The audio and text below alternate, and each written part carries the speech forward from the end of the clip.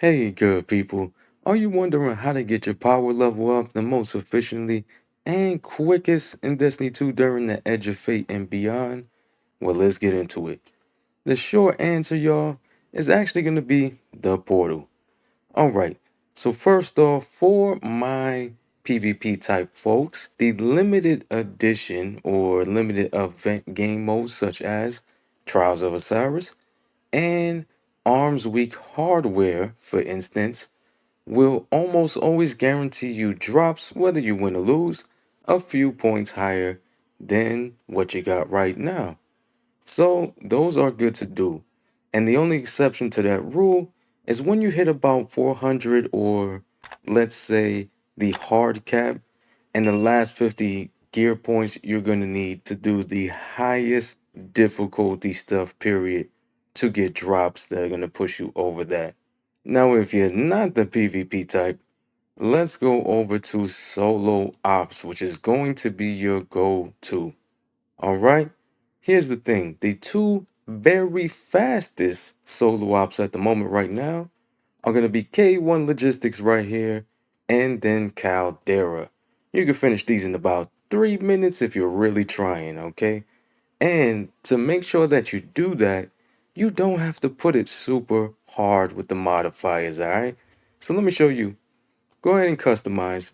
When you get to this screen, what you want to do is make this as close to a B plus as possible or an A.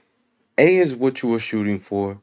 A is what you need to hit to get a drop that is over your current max. So, why do I say it's close to a B plus? Because if you finish the bonus objective that'll pop up in your top left while you're doing your solo op, and you finish it with some time to spare, you're pretty much always going to hit A at the end, even if you started it with B plus as your reward rank goal.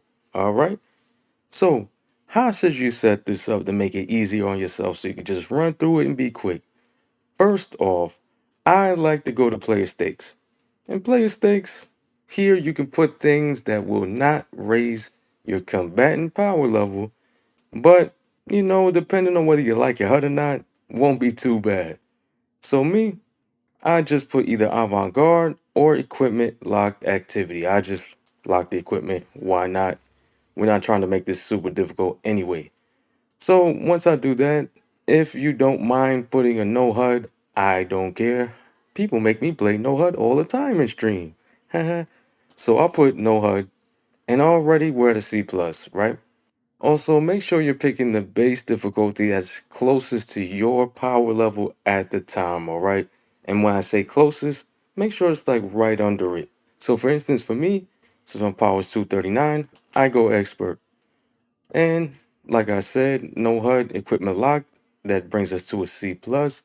Now I'm going to go over to modifier overview and I'm going to put some of these on. If you don't want to do Banes, which that's okay, go ahead over and just put on something real simple, which usually would be hot step. I like minor negative modifiers like hot step or ones that make them drop something on the ground because just keep in mind you kill them, they drop something on the ground. Don't go near where they die. And that usually does the trick for me.